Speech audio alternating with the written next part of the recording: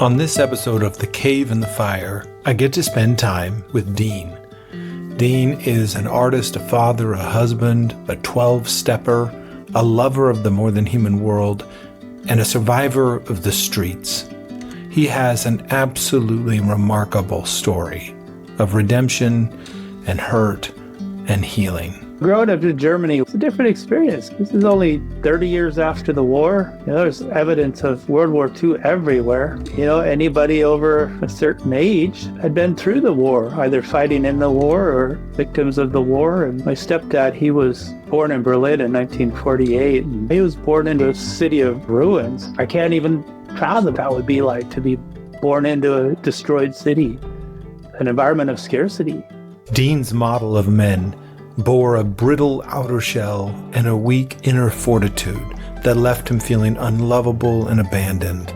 The physical desolation of the literal war zone was also within his family and even within him. The inside reflected the outside. It'd be 40 below zero, and they would lift their shirts and they'd just be covered in bullet holes that had healed. One guy had a bullet hole through his hand, and so these guys hammered it into me that to be a man was to be tough. You had to be able to hack it. You had to be able to survive. You had to be impervious to the cold and the pain. But of course, nobody can be impervious. As a young man, he eventually made a vow to never trust again and ventured to life on the streets of Portland, Oregon, turning to self-harm, drugs, booze, and anything else that would numb his pain. I met some people from the alternative crowd. Goths and maybe a punk rocker in there, and they were cool. They let me sit at their table. They just they didn't judge me, and they were really, really accepting. They all hugged each other. I thought that was amazing, just getting a hug from a guy or a girl. Street kids started showing up at around age 12, 13, and these kids all came wounded. They all came with traumas. They were all unlovables.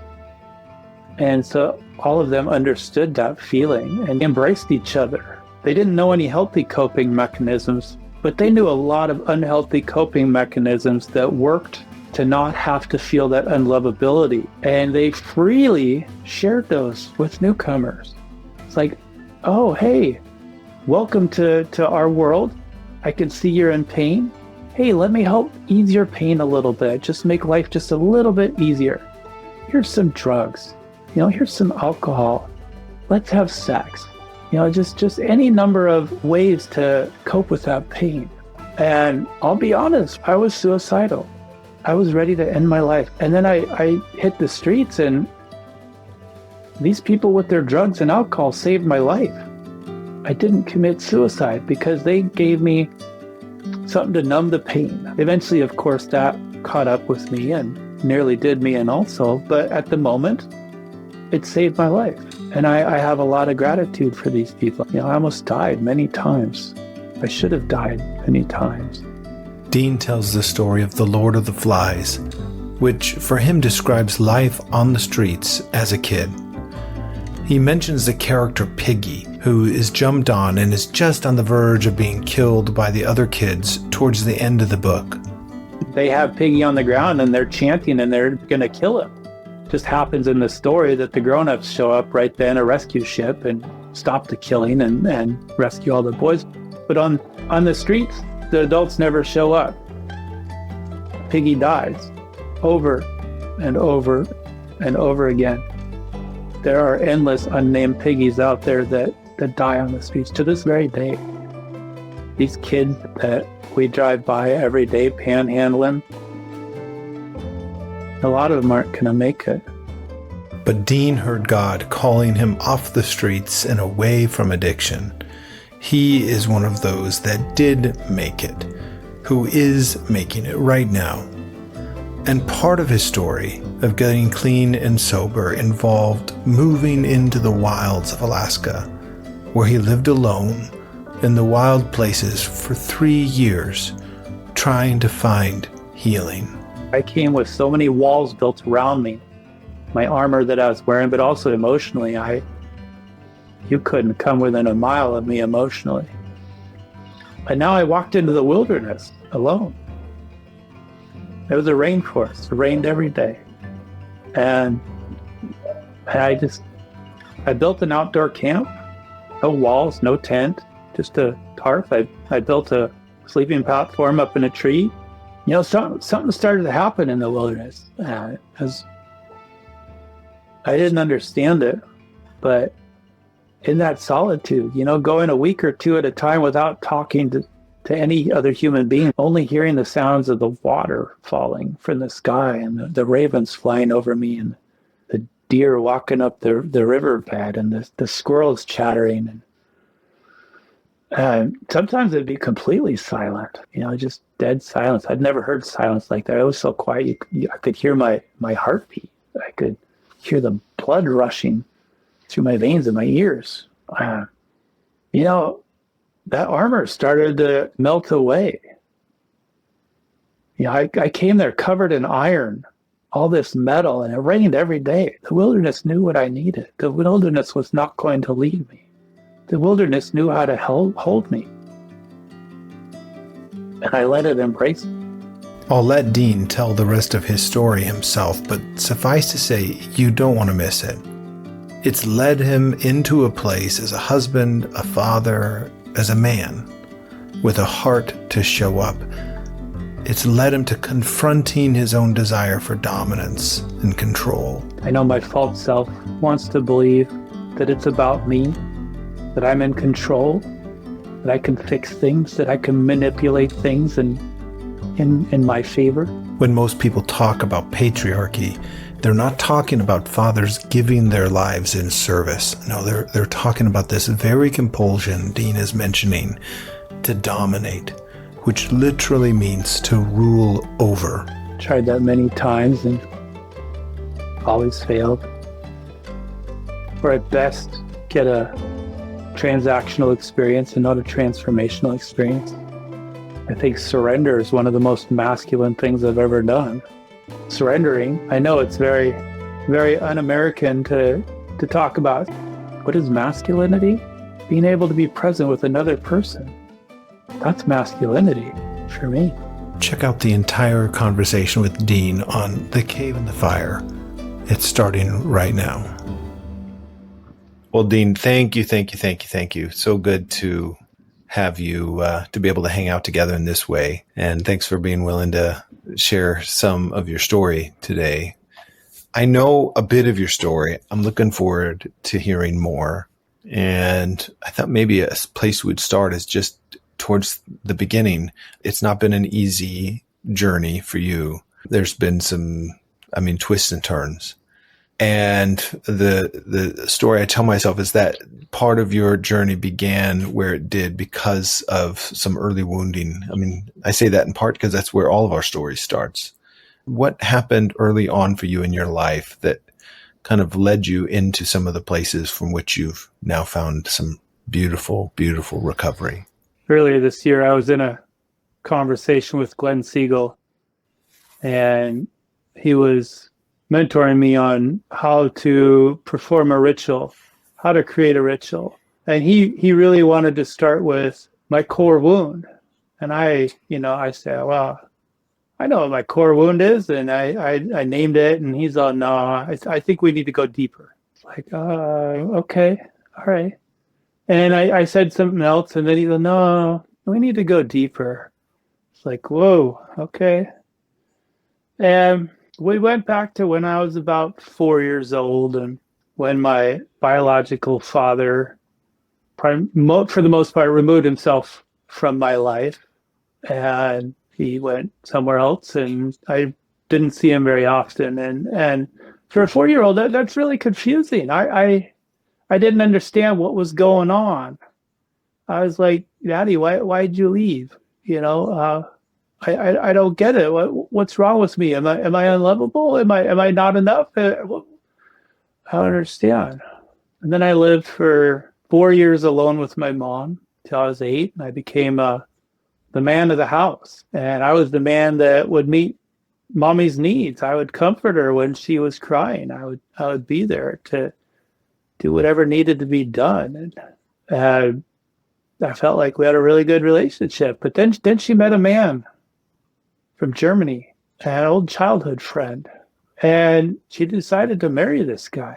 And we moved to Germany when I was 8. And I was confused. I was like, wait a sec. I thought I was everything you needed. I thought I was your best friend and just there to comfort you and hold you when you were crying. And but now there's this other guy, and suddenly I'm not getting all that. I don't feel needed. I don't understand. What did I do wrong? Was I not able to meet your needs? What am I too loud? Do I talk too much? Am I unlovable? Growing up in Germany was a different experience. This was the late 70s, early 80s. This is only 30 years after the war. There's evidence of World War II everywhere. And, anybody over a certain age had been through the war, either fighting in the war or victims of the war. And my stepdad, he was born in Berlin in 1948.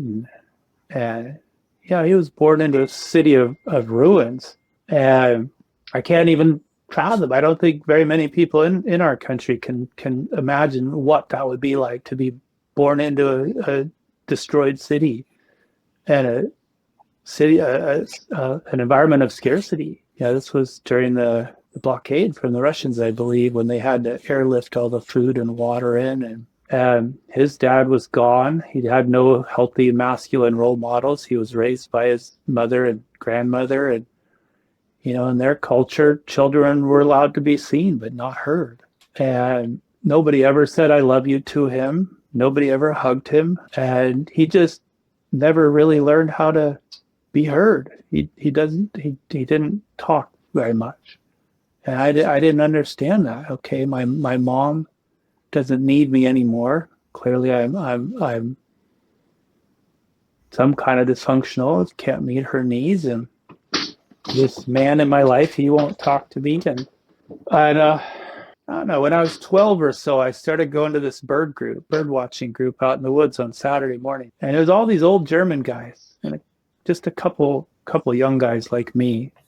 And these guys really, really loved mentoring us young guys on bird watching and the woods and toughness. They really were into that toughness piece, maybe because they're German or maybe because their generation or whatever. I'd complain about the cold or I hit my shin or whatever, and they would launch into these stories about the war. They'd all been drafted into the Nazi army. They weren't, they didn't believe in the Nazi values, but they all had to go fight. And so when I would complain about the cold or something, they'd launch these stories about fighting on the Russian front, fighting the Russians in dead winter. It'd be 40 below zero, and they would lift their shirts and they'd just be covered in bullet holes that had healed. One guy had a bullet hole through his hand from World War I. So these guys kind of hammered it into me that to be a man was to be tough. You had to be able to hack it. You had to be able to survive. You had to be impervious to the cold and the pain. And you had to have an ethic, a work ethic, solid work ethic. Germans really pride themselves on that.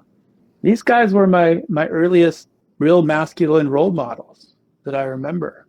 I still had a lot of emotional issues, though. I didn't have any place to talk. I briefly had a therapist, but I didn't understand what a therapist was or what the function, what the purpose, what the value of therapy was. And I got pretty depressed and got very homesick for the United States. And when I was 16, I moved out from my parents and moved back to the United States. I moved to Portland, Oregon, and lived with my grandma for a couple of years. My grandma, she was a wonderful woman. She really, really cared. She really tried her best. But she carried a lot of generational trauma and didn't know what to do with it. And it often came out towards me. And this is somebody I remember I've known my whole life. And, she lived on this pedestal. It's like, my grandma loves me. I kind of had this romantic idea in my mind. It's like, okay, my dad left. My mom basically left when she remarried. And so now I have somebody that's been there from the beginning. She's going to be there for me. This is a secure person, but that generational trauma she had, just she didn't mean to lash out at me, but she did. And I got really depressed. And I just didn't understand what I'd done wrong. Why is she saying these things to me? I mean, I'm really trying. I have some problems that I need someone to talk to, and then you shame me when I talk about them. And I mean, what's wrong with me? Am I unlovable? So there was my core wound. Unlovable. I started looking for coping mechanisms, and I cut myself one day, and it felt good. I mean, it hurt. It was scary, but it something about it felt really good, really primal. Just and so I did it some more, and my grandma found out, and she got very, very angry and screamed at me and railed and ranted, and I shut down that day. I just, I already didn't trust people very much, just because people kept leaving me and abandoning me, and I clearly wasn't enough for them. But this was the final straw. Just, I tried to be vulnerable with my grandma and tell her that I'm having these big feelings and I don't know what to do, and I'm confused why I'm cutting myself, but it made me feel better. And but she just went off on me, and so I shut down. I made a vow not to be vulnerable with people anymore, because people can't be trusted. They would hurt me. They would leave me. I was going to school still at the time. I was 18, and I was awkward, but at some point I met some people from the alternative crowd, like goths and maybe a punk rocker in there, and they were cool. They let me sit at their table. They just, they didn't judge me. At some point they took me to downtown Portland, and I met all kinds of alternative people, a lot of punk rockers and skaters and hippies and goths, and there was all kinds of people, and they were really, really accepting. They all hugged each other. I thought that was amazing. Just getting a hug from a guy or a girl. And I didn't understand this at the time, but I do now. All of these kids, and they were kids, the street kids started showing up at around age 12, 13. These kids all came wounded. They all came with traumas. They were all unlovables. And so all of them understood that feeling. And so they embraced each other. They didn't know any healthy coping mechanisms, but they knew a lot of unhealthy coping mechanisms that worked to not have to feel that unlovability. And they freely shared those with newcomers. It's like, oh, hey, welcome to our world. I can see you're in pain. Hey, let me help ease your pain a little bit. Just make life just a little bit easier. Here's some drugs. Here's some alcohol. Let's have sex. Just any number of ways to cope with that pain. And I'll be honest, when I was still living with my grandmother, I was suicidal. I was ready to end my life because I couldn't see any path ahead. And then I hit the streets, and these people with their drugs and alcohol saved my life. I didn't commit suicide because they gave me a respite. They gave me something to numb the pain. Eventually, of course, that caught up with me and nearly did me in also. But at the moment, it saved my life. And I have a lot of gratitude for these people. I know my mom deeply resented these kids that were a bad influence on me and giving me drugs and all this stuff. But the reality is they saved my life. I spent most of 8 years on the streets. I did a lot of meth. I did a lot of heroin. I drank a lot of alcohol. I used any drug I could get my hands on. I didn't care what it was. And if I could get it in a needle, I would put it in a needle and put it in my arm. I had a love affair with the syringe. I was absolutely in love with injecting drugs into my body. It really took its toll. I almost died many times. I should have died many times. Streets are not a nice place. They're not user friendly. People die on the streets. That is one of the normals on the streets. Police brutality is a normal on the streets. Fights are normal on the streets. When kids show up, they have about a week or two max to grow up, become adults, and learn how to survive. You got to find food, you got to find shelter, you got to find protection, or you die. And so many of the kids that I knew are dead now. They didn't make it. And whoever been on the streets for a little while, you take the new kids under your arm and just teach them, okay, here's where you find food. You can hide here. Here's who is a good person to have your back. But I think of the streets a lot like the book Lord of the Flies. These kids that get stranded on the island, and they form these two communities, and then they start fighting with each other. And there's this one boy who has glasses. The other group calls him Piggy because he was overweight, but they wanted his glasses to make fire with. And then toward the end of the movie, they have Piggy on the ground and they're chanting and they're gonna kill him. And just happens in the story that the grown-ups show up right then, a rescue ship, and stop the killing and rescue all the boys. But on the streets, the adults never show up. Piggy dies over and over and over again. There are endless unnamed piggies out there that die on the streets to this very day. These kids that we drive by every day panhandling, a lot of them aren't going to make it.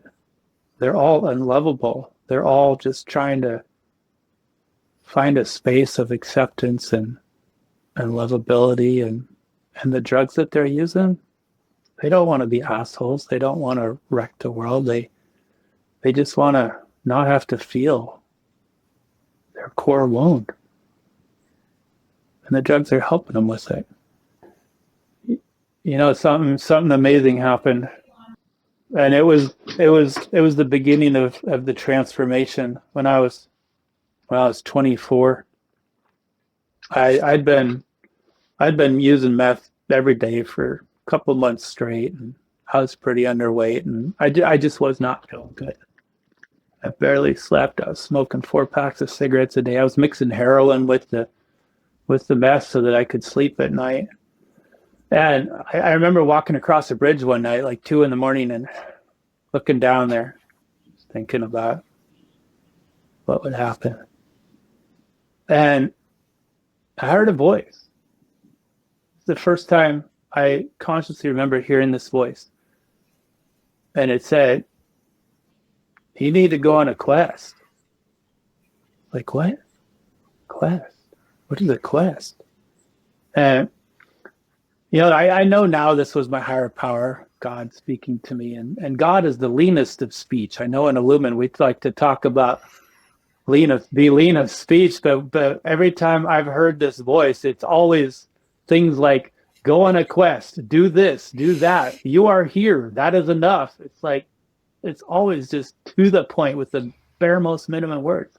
So in this first time I heard this, it said, you need to go on a quest for sobriety. This is classic hero's journey. This is the call to the quest. At first, we always deny it. We always have some excuse like, oh no, I got this going on, I got that going on, I can't do this. But that call is persistent. I mean, Joseph Campbell really, really lays it out well. And eventually, I did agree to that quest, and I briefly had a job. I quit my job. We had like 5 of us living in a little 1-room hotel room with a shared bathroom. with the room next to us, and I told the guys, I got to give up the room, guys. I gotta hit the streets again. I gotta go. And I did, and I went on this quest for sobriety, which just led me to another city and a different kind of drug, and another city and another kind of drug. But after about 6 months, I ended up in jail. And it wasn't my only time in jail. That's one of the many normals of being homeless is going to jail a lot. But in this jail, yeah, this is a small town jail, Port Townsend, Washington. It was so backwoods. They were serving us roadkill deer for food in there. I mean, it was it was boring too, because big city jails, there's always fights going on and just exciting stuff. The guards are searching your cells, but this jail, just nothing ever happened, and they were pretty lax about searching people when you came in. So people were always sneaking cigarettes in there. We always had cigarettes, and that was nice. And they had a lot of groups. They had Bible studies, they had AA groups, they had workout groups, they had all kinds of stuff. I like the AA one because they brought coffee and tea and cookies and all that stuff. And at some point, though, no new cigarettes came in. We ran out of cigarettes in our cell block, and so I started stealing the tea bags from the AA meetings, and we were smoking those. My daughter loves this story. She's like, "You're not going to start smoking tea again, are you?" She asks me this on a regular basis. But the guards caught us at some point and said that we were dumb. Quit smoking tea. Here's a pack of Marlboros. Go in the rec room, smoke those things, and never let me catch you smoking tea again. And okay, that was cool. But I kept going to those AA meetings. Something in there resonated with me. That was the beginning of my sobriety journey. That was 1994. I did relapse one more time on drugs, April 2nd of 95, which is to this date my sobriety date for drugs and alcohol. After about a year sober in Port Townsend, I heard that voice again, and said, "You need to go on another quest." Oh man, I'm just doing good. I got my sobriety. I actually found a job and I'm living with my girlfriend. And the voice said, "Go on a quest for knowledge." Knowledge? What does that mean? But the last time I'd heard that voice, it didn't fail me. I got clean and sober out of the deal. It's like, okay, all right, there might be something to this. So I gave up my job and gave up my place to live, and I started riding freight trains again and hitchhiking and traveling, and somewhere in there, I ended up with a one-way plane ticket to Juneau, Alaska. I feel bad for the people on the airplane because I was morally opposed to bathing at the time. I just didn't. I hadn't bathed in about a year or so when I got on that airplane. I just feel so bad for the people around me. But so I flew up to Alaska, and the second the plane came out of the clouds and I looked down and I saw islands everywhere and water and trees and mountains, and the voice said, "Come here." It's like, oh, okay. I spent a month in Juneau, and then I scrounged up enough money to catch a ferry to Sitka, Alaska. And while I was in Sitka, some friends asked me if I wanted to go on a hike up to Indian River waterfall on the Indian River Trail. And it's a 5-mile hike each way. And while I was on that trail, the voice spoke up again and said, "This is the place. Return to lower 48, empty your storage unit where everything you've ever collected in your life has been accumulated. Give it all away. Give away everything you own, except for your camping gear, and step into this wilderness." All right, that's a little drastic, a little more pressure from the voice than I'm used to, but it hadn't failed me. It really hadn't failed me yet. So I came back down here to lower 48, and I gave away everything, kept 2 bags of camping gear, and then I went back up there and I walked into the wilderness.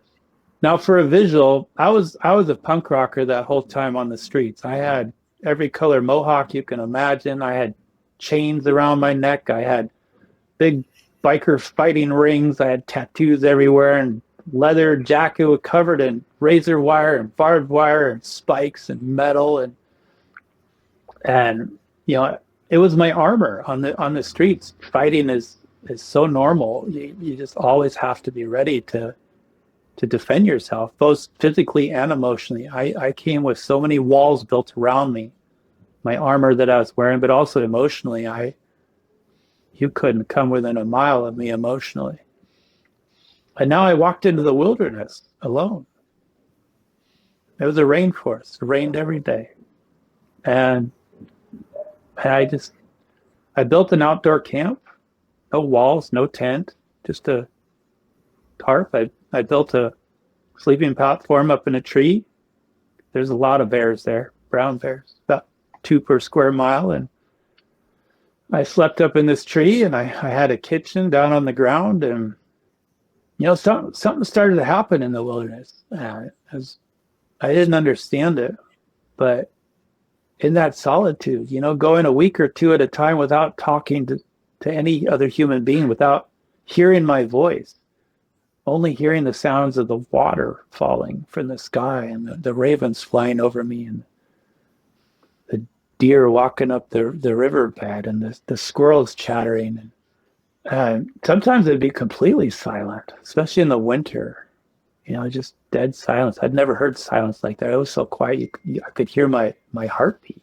I could hear the blood rushing through my veins in my ears. That armor started to melt away. I came there covered in iron, all this metal, and it rained every day. It's a temperate rainforest, and the metal just started to rust, and it was loud. I mean, I didn't like making noise in the woods, and none of it was practical. The leather rotted, and in time that armor gave way to wool clothing and rain gear and rubber boots and just a much softer exterior. But also, when I walked into the wilderness, I was ready to fight in my mind. I had a quick tongue. You couldn't say anything that would faze me, but I could say things that would hurt you, that would cut you to the bone. And I didn't mind doing it. And I liked doing it. I enjoyed hurting other people because that allowed them to stay distant. They couldn't leave me if I pushed them away first. I would cut you first, so you can't cut me. But there was no one in the wilderness attacking me at all. No one was saying anything to me. Nobody was leaving me. That interior armor, those walls, they started to crumble. The next thing I knew, I was standing naked in the forest, crying. It was powerful. The wilderness knew what I needed. The wilderness was not going to leave me. The wilderness knew how to hold me. And I let it embrace me, laying on the moss, the wet moss on the ground, just crying. There was a stillness there. That stillness got inside of me. And a lot of that pain started to dissipate. A lot of the anger and the fears and the worries, the anxiety, it all just melted away. Not completely, but enough. I was 2 years clean and sober when I, off of drugs and alcohol, when I went into the wilderness. I didn't know how to do my work yet, though. So yes, all my armor melted away, and I discovered vulnerability, but I couldn't go to the deep places yet, and I still numbed out. Mm-hmm. I smoked multiple packs of cigarettes a day. I drank 20 cups of coffee a day. I masturbated a lot to porn. And, it's what I needed at the time. I think substitution is common in sobriety. And I think to a degree it's all right, as long as it's recognized I'm using this as a temporary substitute, just a crutch to help me through this phase, but then I will address that. Mm-hmm. I read a book earlier this year. It talked about how the heart doesn't go away, but the heart can become get pushed into the background. And I didn't even know I had a heart when I went into the wilderness. I learned about that through reading Tom Brown Jr. and his mentor, grandfather Stalking Wolf, just constantly talked about the heart, discovering your heart, following your heart. So many amazing things happened to me to convince me that I have a heart and that it can be trusted and that it should be followed. Now I know that voice that I kept hearing, go on this quest, go on that quest, that was always my heart speaking. Mm-hmm. In program talk, that's my higher power speaking. So when I left the wilderness, that the heart kind of got pushed in the background because I re-entered the world of noise. I didn't go back to the streets, but it's a noisy world. There's a lot of distraction. You get pulled all over the place, and I got really lost again. I never touched drugs and alcohol again. I mean, I never did anything crazy, but when cell phones were invented, when the internet, that became a new addiction for me. Screens, you just get sucked into that world, and screens are designed. That world is designed to hold you. Mm-hmm. And I really used a lot of caffeine and food. I'm a stress eater, and I would emotionally eat. 3.5 years ago, I started going to this men's group, and it was trippy because there's these guys sitting in a circle talking about their feelings. I'm like, what? What is this? This is stupid. What? Guys don't have feelings. They're supposed to be tough. They're supposed to be able to go to the Russian front at 40 below zero, take 50 bullets to the chest and walk away. There's no feelings. But I was intrigued though too, because these guys, they really listened to each other, and they didn't seem to have an ulterior motive, an agenda. They just wanted to be present with each other. And I started realizing this is something I'd been craving, like men in my life that would just be present. Not necessarily father figures. I spent my whole life chasing father figures, and they all eventually left, or I left them before they could leave me. But these guys, they were just present, listened to each other's stories. They didn't try to fix anything. They didn't try to give advice. It was beautiful. Sometimes people would say things that, would tap into some of those substitute addictions that I still maintain. And I didn't like that at all. My shame shadows would come up real quick, and they would have their way with me and beat me back into submission, beat me back into denial. But one day at the men's group, the leader, he thought, hey, there's a men's retreat coming up. You should go to this men's retreat. It'll change your life. That's literally all he said. He didn't give me any more information. And I thought, oh, yeah, I like changing my life. I'll go. But also that voice was there. It's like, you need to go. And it turned out to be a men's rites of passage. I'd never heard of a rites of passage. I didn't know what that was. I didn't know anything about a ritual death and ritual rebirth. I'd never heard of Richard Rohr before. I didn't know anything. I just went. And that was it was really powerful. It was the hardest thing I've ever done in my life. Most powerful thing I'd ever done in my life. Previous to the rites of passage, being in the Alaskan wilderness alone for 3 years had been the most transformative experience I'd had. But the rites of passage just took it far beyond that. Rites of passages are things that primal cultures have been doing since the beginning of time. And they're typically done in wilderness.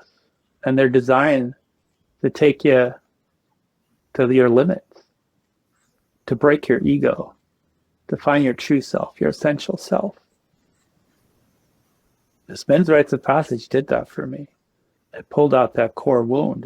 It forced me to recognize and accept, to snap out of denial that, yes, at that time I was 27 years clean and sober off of drugs and alcohol, but I was substituting those things that I'd used initially just to, ease the pain. They'd become a new pain. They were running my life. It devastated me because when I realized that, the pain that we do not transform, we will transmit. And I was transmitting all this pain onto my family, onto my wife, onto my children. I mean, our whole marriage, my kids' entire lives, I was transmitting my pain and hurting them, traumatizing them every single day. And it devastated me, and I cried.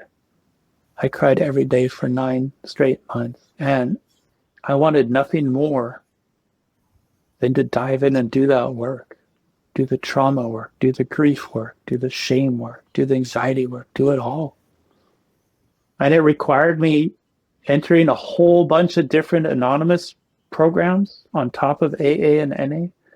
I think I qualified for 5 different groups now. And I really found a home in the Illuman 12-step group.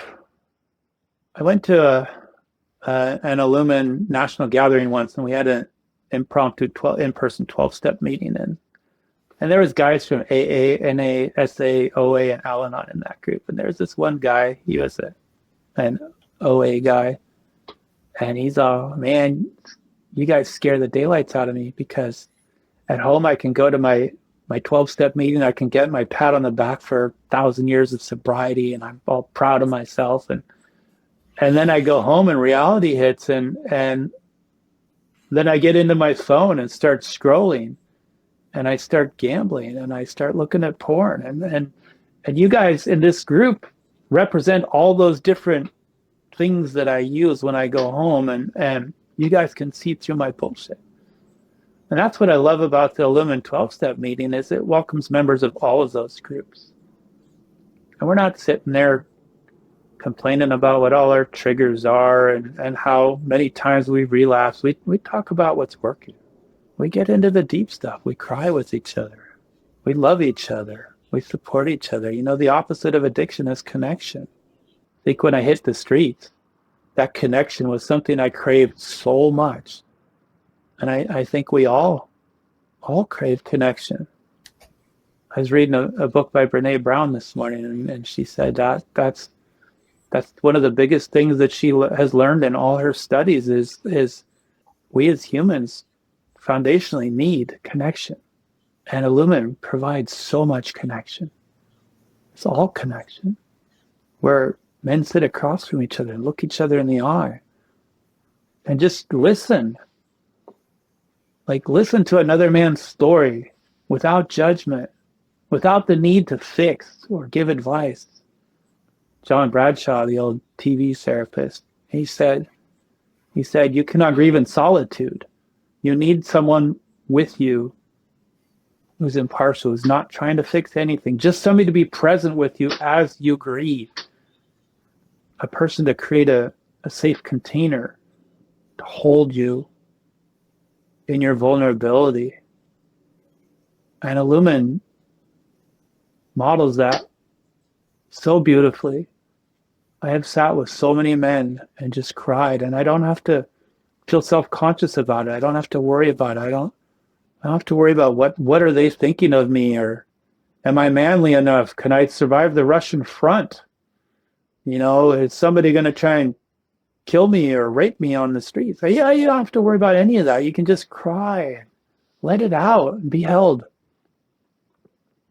One of the things I love and just so grateful for your role, and I know you're not doing it alone, but I know you've had certainly a role to play in helping create and hold this space within Illuman for 12-step work. Is that because of all of your, and not just you, but all y'all involved in that, within the community of Lumen, that there's a grounding in it of who you really are, beneath your coping mechanisms, and that gets back to, you named it as connection, as this great antidote to addiction. One of the mission statement for Illuman of Washington that is just so beautiful for me, something we keep coming back to for me personally again and again and again, is that we're awakening men to their belovedness, that they might love the world. And it goes right to not only the sense of love that you can, you feel from through the other man who's sitting across from you and from the group, but even who who you are in the eyes of the Creator.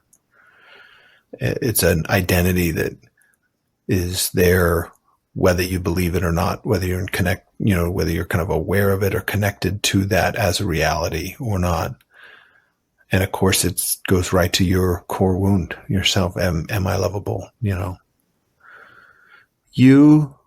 It seems to me, as I've heard your story, not only this morning, but in the past, that, the brokenness of humans, just relationships and our society's breakdown, that allows for these questions to persist in all of us of, am I loved? Am I lovable? Am I worthy of love? I'm just aware of the kind of the universe conspiring, as it were, on your behalf while you were out there, to kind of have those questions for the time being kind of cease and fall down out of they were full frontal.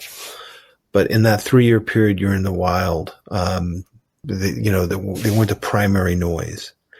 And even you told me a story one time of how you felt like, rather than being against the elements out there, that even the more than human world was participating, like you were participating in it, and it was participating with you in your own healing.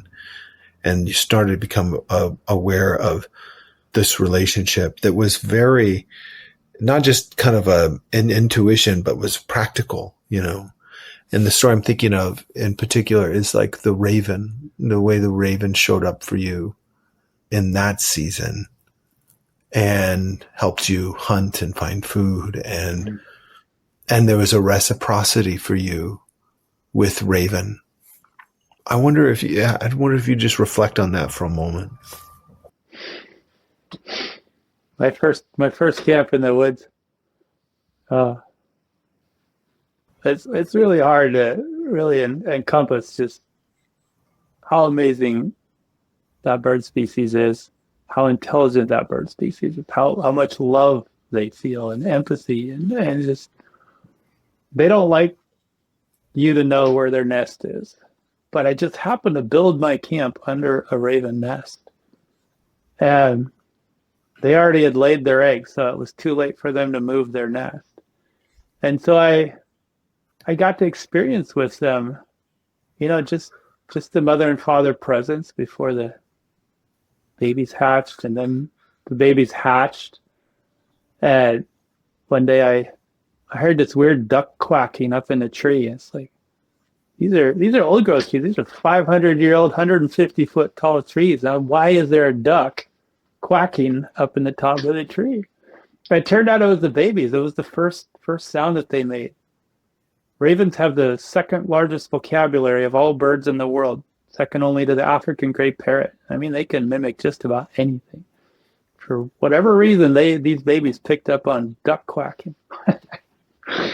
And oh man, I just every day I could hear the attention that the mom and the dad gave these children, just like really just present with them and loving them and teaching them. And they were kids, of course, too. They were funny. Like one time, I saw an eagle flying really high above the forest, but ravens and eagles have always had this very close relationship, very much reflected in all coastal Native American stories. Um, the raven parents decided this eagle was too close to them, so the male raven flew up to distract the eagle and started dive bombing, attacking it, trying to get it to go away. And then I could hear the mom still in the nest talking to the babies, telling them, you need to be quiet at all costs so this eagle does not spot you guys and come get you. And then she flew up to join the fight in the sky. And I could feel the tension in the nest. I could feel the baby's excitement mounting as they watched their parents, dive bombing this eagle over and over with just all this grace. The eagle never could touch their parents. And yeah, just all of a sudden, after a few minutes, just the babies couldn't contain themselves anymore, and they just let go, and they started cheering for their mom and dad, like, yeah, mom, yeah, dad, kick that ass. That mom in mid dive bomb did this U-turn straight down into the trees to the nest, and she scolded those babies for like 5 straight minutes, and they didn't talk again for 2 days after that. Oh, that was funny. But those babies grew up with me as part of their life. I witnessed when they first, were able to stand on the edge of the nest in their first flight. And their parents taught them about me, that I was respectful and to be respected. And one time they came into my camp and trashed the camp, and the parents, figured out what they'd done and had a stern talk with them, and they never messed with my camp again after that.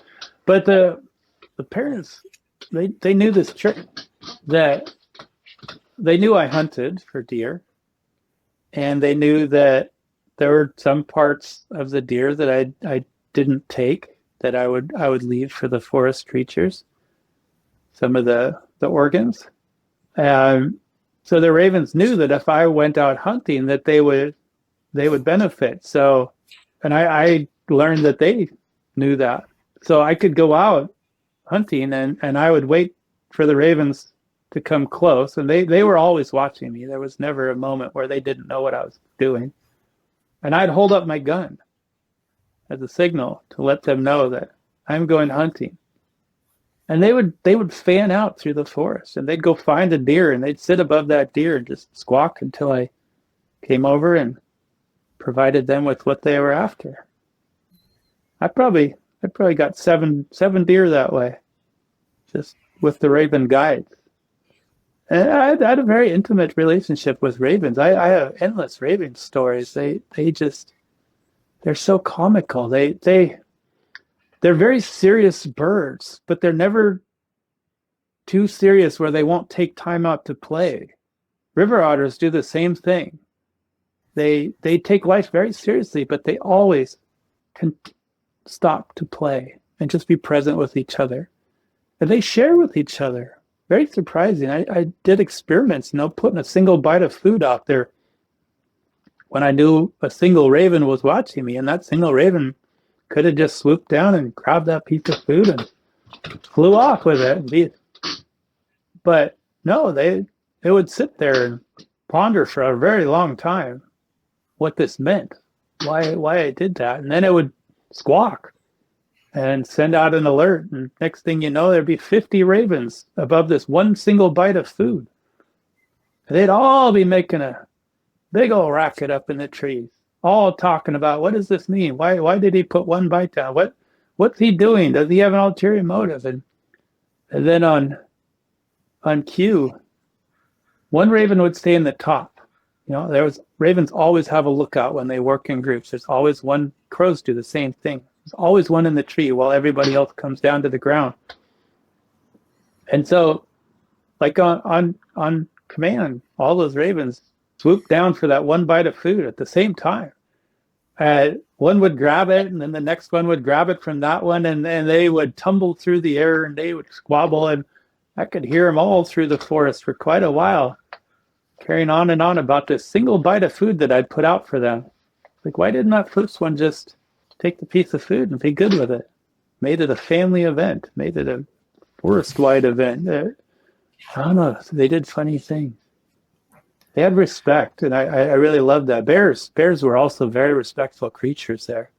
I only had one unfortunate encounter with a bear there. And unfortunately, I had to take that bear's life. It was either mine or its. I didn't waste any part of the bear. I ate it all and used all its bones and tendons. And, the ravens, they got their bits. And no, that was a big lesson in humility. Wish we had more time to talk on humility, because that's the one I really love to talk about. I don't know if there's time in it. Dean, I'm really struck by you saying that your experience with the MROP, and I acutely remember those months after the MROP. I mean, the MROP really for you was like this doorway. It was the beginning of a much longer process.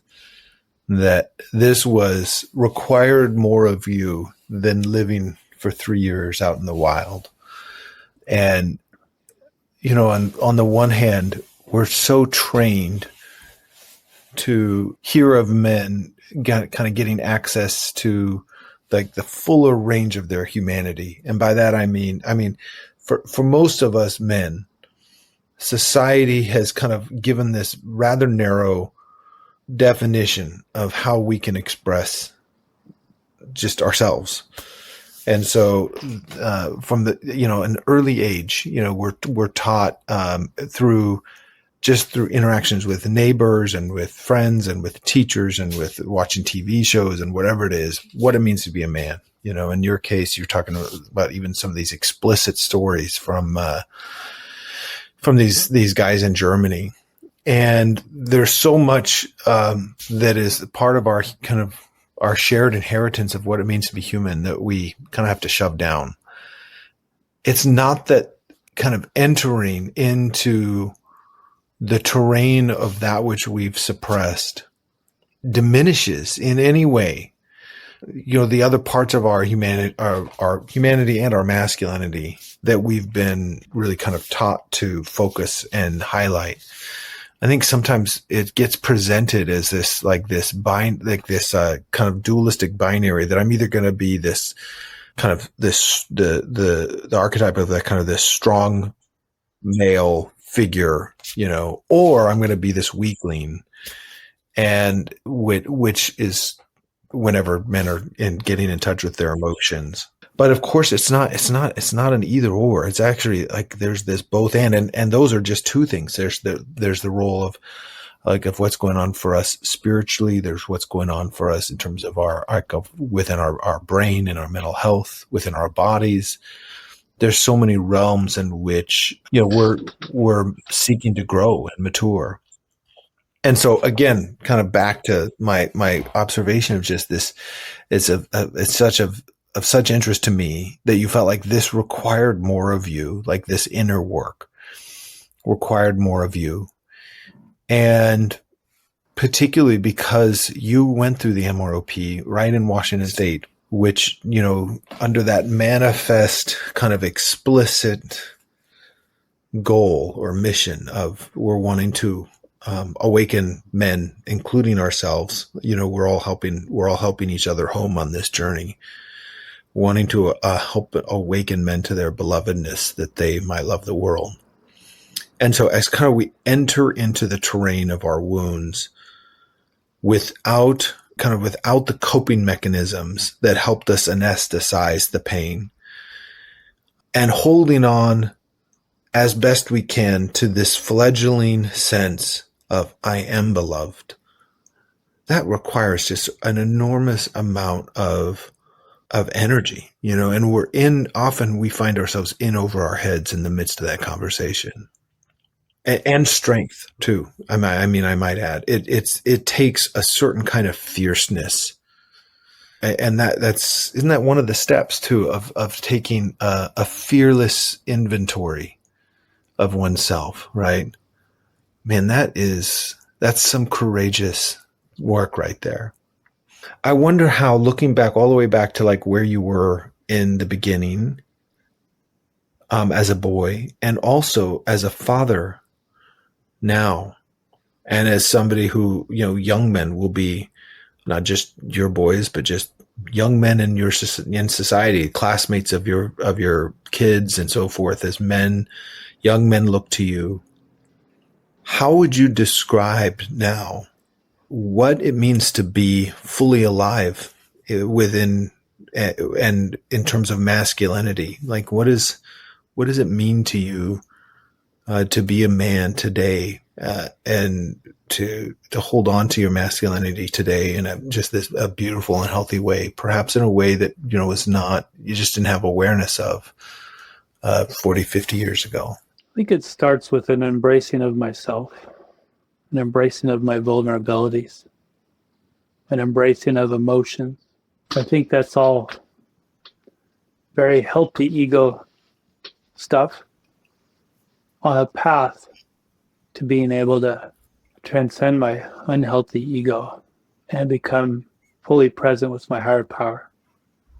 I know my false self wants to believe that it's about me, that I'm in control, that I can fix things, that I can manipulate things in my favor. Tried that many times and always failed. Or at best, get a transactional experience and not a transformational experience. I think surrender is one of the most masculine things I've ever done. I know it's very, very un-American to talk about surrendering. In the hero's journey, there comes this point, and it's really well explained in the movie Finding Joe. It's about Joseph Campbell in the hero's journey, where you've figured out that there's a grail. You want this grail. It's being guarded by a dragon, and you have to get through the dragon to get this grail. And so you spend a lot of time learning how to fight, and you build your armor, and you go approach this dragon, and you fight it, and you beat it, and you take the grail. You have the grail. That was the point of your quest. I have it. I have the cup of immortality. Okay. There's a transactional experience. I won the cup. There's a second way to approach that dragon, though. Through surrender, without the armor, without the sword. And when the dragon recognizes and accepts your surrender, the dragon steps aside and gives you the cup. Now you have the cup. Wow. And the journey home begins. Take the cup. You might keep the cup, you might not. In the story of Gilgamesh, after he got the cup, he set it down on the sand on the beach and bathed to clean himself up before presenting the cup to the king. And the snake came and stole the cup of immortality. And he didn't hang his head in shame. He still went back and told the story of the journey, inspiring the next generation of heroes to go on their quest. And the quest itself became the cup. But as long as he was making it about him and the cup, there was no transformational experience. That loss, that surrender of self, that loss of that need is where he found his essential self. And it became not about him anymore. And he took on the elder mentoring role, the role of, I'm going to tell you my story to inspire you on your journey. Here are the wisdoms that I learned. I heard some funny in a meme the other day. It said when we're young, we're really consumed by what other people think of us. And then in your 40s, your middle age, you kind of get to a point where I don't care what anybody thinks about me. And then when you're old, you finally realized that nobody actually was ever thinking about me to begin with. That just I keep coming back to that deep desire for embracing that elder role of mentoring.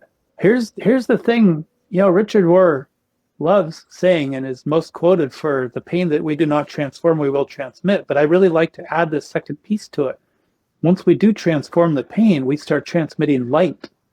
We all have light within us, but depending on how distracted we are by the noise and how caught up in our own selves, light's very dim. But once we transform that pain, that light becomes bright, starts to radiate. A fire, when it gets big, it radiates heat and light. You can feel it just being in its proximity. You could see it from a distance. So when I came out of my MROP and started doing that work, and that pain started to transform, I started to transmit light.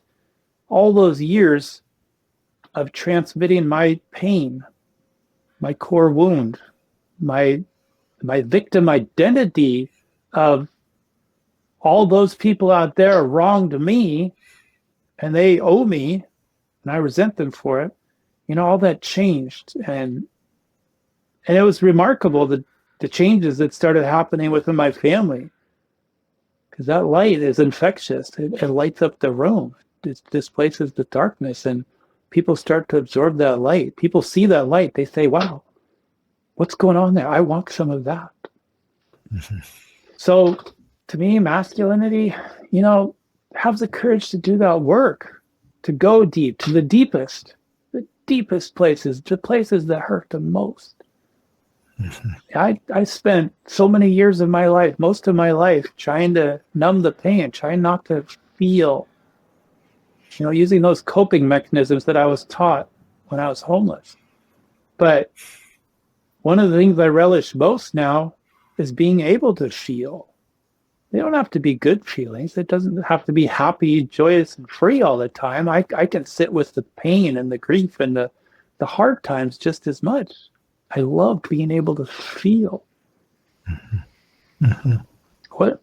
What I said about the victim identity, that's the final column in the fourth step that you mentioned, made that fearless and moral inventory of our shortcomings. You make a long list of all your character defects and all your resentments, the people, places, and institutions that you resent. And then there's this final column in one of the anonymous groups that said, what role did I play in that resentment? I got, first I was dumbfounded when I saw that. It's like, what do you mean, what role did I play? That person is the asshole. I need to resent them because they did that, this, and that to me. They stole from me, they hurt me, they violated me. It made me feel unsafe. It made me feel unlovable. They're assholes, not me. Well, what do you mean, what role did I play? I got angry. I got angry about that question. But after going through the 12 steps and doing some extra deep work through Illuman and internal family systems and the 12-step program, that's the first place I go now when something happens. And my wife's yelling at me, what role did I play in this? Or is it even about me? Is it about the words she's saying, or maybe something happened earlier in the day that's affecting her and this has nothing to do with me and everything to do with her? Maybe I need to stop worrying about myself and my own ego getting bruised and be present with her. It's like, hey, what's going on? Is there something you want to talk about? Just being present. That's contemplative prayer, just being present. Letting go about making it about me. So I love being able to feel, and the 12 steps have really taught me how to embrace that feeling. Illuman has taught me how to embrace that feeling, but taking it even deeper, I think this is what Thomas Keating was teaching is that's healthy ego stuff, but true self, essential self, desires nothing more than to just be present with my higher power. Inviting myself back into the presence of my higher power. God has never left me. God has always been there with me. It's me that has removed myself by making it about me, by taking on these victim identities by taking on any number of other identities. It's always about me, and there's no presence. What is masculinity? Being able to be present with another person. One of the big things about Illuman is empathy and 12-step groups. And, there's any number of places where people can be real and vulnerable, and the empathy starts to come out. Being able to sit with another person and their feelings and not make it about me, that's masculinity. It doesn't have anything to do anymore with how big my muscles are, how long my penis is, how long I can last in bed, what kind of car I drive. None of that matters at all. What matters is I have a story to give that can make a difference in other people's lives. People will hear this story. At some point, maybe I'll finish this book I'm trying to write, and people down the road, people I'll never meet, will hear the story and be able to pick up little nuggets that might inspire them on their hero's journey. So giving away that story, which is the 12th step, or is the giving away your gold in the rites of passage and Illuman, or as Rohr puts it, the responsibility of the initiated man. But then also being present with other people. Mm-hmm. Selflessness, empathy, presence. Those are solid foundations to live on, to build on. Well, Dean, I want to just say thank you. And thank you. And bless you. Thank you for the passion inside to continue taking another step all the way through, from the time you were young all the way until now, to keep moving through and staying alive, and becoming more and more alive as the years have gone on. They're in a world in which I think people are increasingly looking for places to fall asleep and to anesthetize. I mean, I think your story is one of a continuing and furthering of your own awakening, and not in a way that is just for your own betterment, but in a way that your awakening could serve the broader world. So thank you for that. Bless you for the ways in which the ways in which you have taken kind of a fearless inventory of yourself and allowed yourself to weep and be broken open and to celebrate and to ruminate and have the heart of a father, the heart of a husband, the heart of a man, the heart of a brother.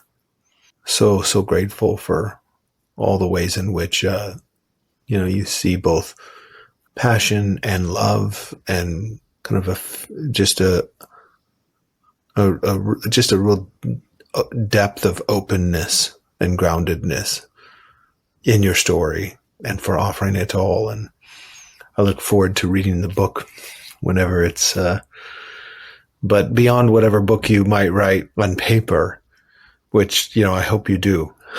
I hope you do write that book. I'm so grateful for you as the book yourself, and for having been able to be with you and read that book over the years, and looking forward to more. So thank you for your time today as well. Can I plug that Illuman 12-step group real quick? Absolutely. Tell us how often you meet and when, and how, if people want to meet, how they might get connected. If you go on the Illuman website, it's a little bit hard to find, but there's a section in there called the Passion Circles, and there's different groups led by different people around different subjects. And one of them is the Illuman 12-step Council, and I host it. I'm looking for a co-host right now. Mondays, Pacific Standard Time at 3 p.m. and Fridays at noon. And it's welcome to members of any anonymous group, including the non-groups, and anyone studying Breathing Underwater by Richard Rohr. And we'd love to have you. Make sure to check that out.